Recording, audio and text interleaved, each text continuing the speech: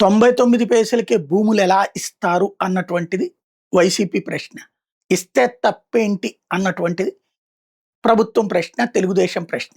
ఇది నిన్న మండలి వేదికగా జరిగినటువంటి అంశం. దాంట్లో రహేజా అనే రియల్ ఎస్టేట్ సంస్థకి భూములు ఎట్లా ఇస్తారంటే, అది హైదరాబాదులో మిగతా చోట్లన ఆఫీస్ స్పేసుల్ని తయారు చేసి ఇచ్చింది. దాంతో లక్షలాది మంది ఉద్యోగం పొందుతున్నారు అన్నటువంటి. ఇప్పుడు ఆ లెక్కనైతే ఆంధ్రప్రదేశ్లో రియల్ ఎస్టేట్ వాళ్ళు కొన్ని లక్షల బిల్డింగ్లు కట్టుంటారు. అందులో బోల్డ్ అంతమంది కొనుక్కుని ఉంటున్నాం. కాబట్టి ఇప్పుడు ఇదంతా మరి ఆ రియల్ ఎస్టేట్ కంపెనీలందరికీ ప్రభుత్వం భూమి ఇస్తుందా ఫ్రీగా? డబ్బులు పెట్టి కొనుక్కుంటాం. ప్రభుత్వం మరి ఫ్రీగా వాడికి ఎందుకు ఇయటం? వాడు ఏమైనా రహేజా వాడు ఫ్రీగా ఇస్తాడా? మనకి అద్దెలు లేకుండా ఏమైనా ఇస్తాడా?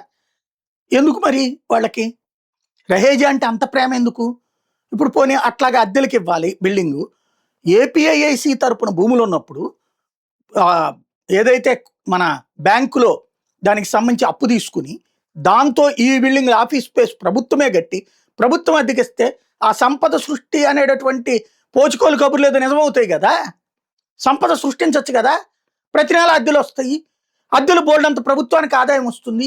ఎందుకు కట్టరేది? రహేజా వాడికి ఎందుకు ఇస్తారు? వాడేం చేస్తాడు? మన దగ్గర ఫ్రీగా భూమి తీసుకుని బ్యాంకు దగ్గర నుంచి లోన్ తీసుకుని అద్దెలేమో వాళ్ళ దగ్గర నుంచి వసూలు చేసుకుంటాడు. వాడు తింటున్నాడు మన సొమ్ముతో. ఎందుకు ఇది? ఈ పాయింట్ని ఎంత జాగ్రత్తగా, దాంట్లో 1,00,000 ఉద్యోగాలు వస్తాయంటే 2 తెలుగు రాష్ట్రాల్లో చూసుకుంటే కోట్ల బిల్డింగులు కట్టారు రియల్ ఎస్టేట్ వాళ్ళు. అవన్నీ కొనుక్కున్నటువంటి వాళ్ళు, అందులో అద్దెలకు ఉండేటటువంటి వాళ్ళందరికీ న్యాయం చేసినట్ట ప్రభుత్వం. మరి వాళ్ళందరికీ ఫ్రీగా ఎందుకు ఇవ్వట్లేదు? వాళ్ళు ఏం పాపం చేశారు? వీళ్ళేం పుణ్యం చేశారు?